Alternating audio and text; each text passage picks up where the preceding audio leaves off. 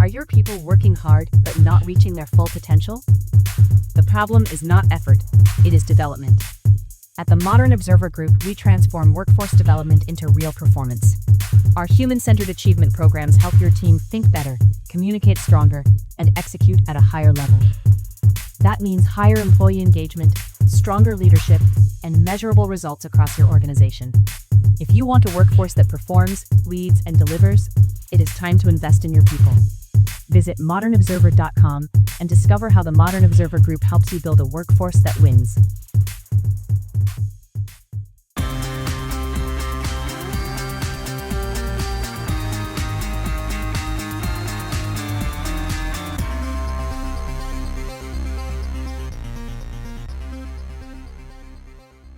The Iran ceasefire on life support.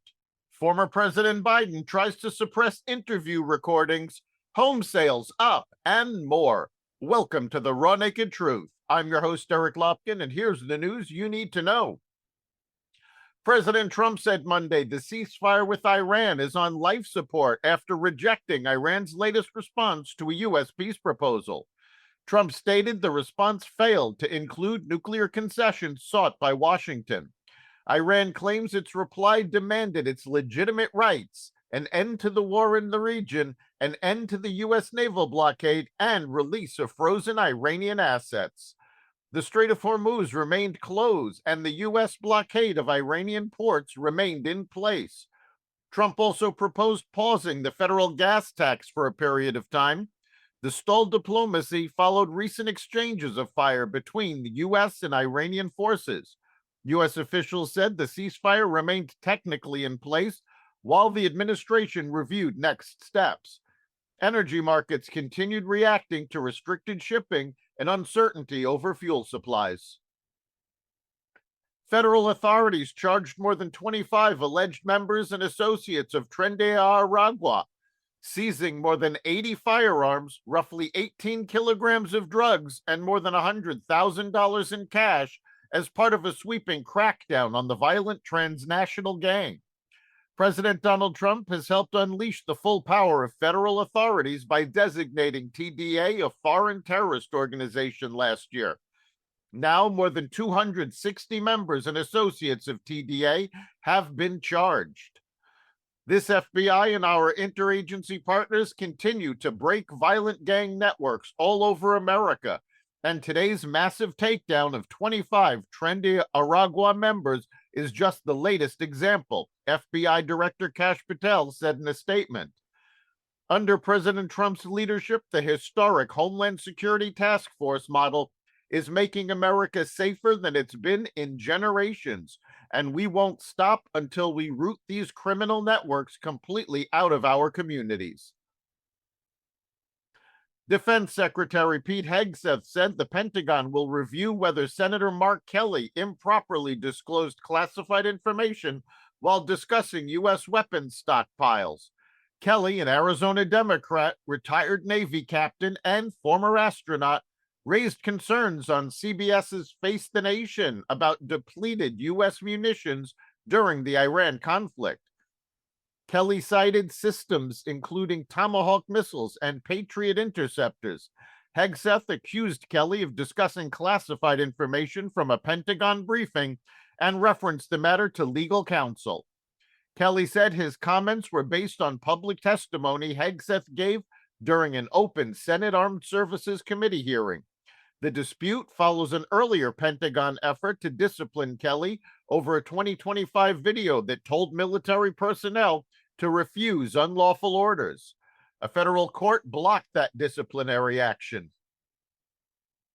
Former President Biden is moving to block the Justice Department from releasing roughly 70 hours of partially redacted audio recordings of his 2017 conversations with his memoir ghostwriter. The recordings, gathered by special counsel Robert Hur during his investigation into Biden's handling of classified documents, are now being sought by the Conservative Heritage Foundation through a Freedom of Information Act lawsuit. The audio includes Biden reading from notebooks later found to contain classified information, though Biden has maintained he never disclosed classified material to the ghostwriter. The DOJ set today as the deadline for Biden to take legal action, agreeing to delay any release until June 15th if he does. A Biden spokesperson said the tapes were provided to her on the condition that they not be made public, claiming that the push to release them is politically motivated rather than a genuine transparency effort. 17 American passengers and a dual British-U.S. citizen evacuated from the cruise ship that was struck with a hantavirus outbreak arrived in the United States on Monday. Most were transported to the National Quarantine Unit in Omaha, Nebraska. 2 other passengers were flown to Atlanta, where the U.S. Centers for Disease Control and Prevention is based. 1 passenger has tested positive, while another is showing symptoms. Nintendo shares fell 7% in Tokyo on Monday after the company announced price increases for the Switch 2 and issued a weaker than expected outlook. Nintendo said the Switch 2 price in Japan will rise by 10,000 yen starting May 25th. U.S. prices are scheduled to rise September 1st. Investors reacted to concerns about the company's game release schedule and its guidance for software shipments. Analysts said the higher console price could affect casual gamers. The company also faces higher memory chip costs. Nintendo reported strong hardware sales for the previous fiscal year, but its forecast raised concern about momentum after launch. Sony shares rose 10%, supported by expected gaming profit growth and a joint venture with TSMC tied to image sensor costs. U.S. existing home sales rose 0.2% in April to a seasonally adjusted annual rate of 4.02 million units. The National Association of Realtors reported the figure Monday. Economists had expected a rate of 4.05 million. Single-family home sales were flat. Multifamily sales accounted for the increase. The median existing home price reached $417,700, a record for April. Prices increased for the 34th straight month. First-time buyers made up 33% of sales, below the 40% level associated with a stronger market. All cash sales accounted for 25% of transactions. Distressed sales made up 2%. Homes stayed on the market for a median of 32 days. Inventory reached 1.47 million unsold homes at the end of April, higher than a year earlier, but still below pre-pandemic levels. That's the Raw Naked Truth for May 12th, 2026.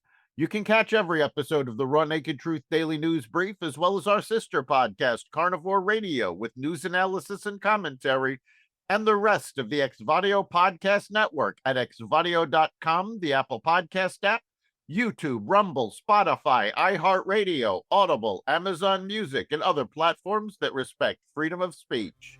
We'll see you next time.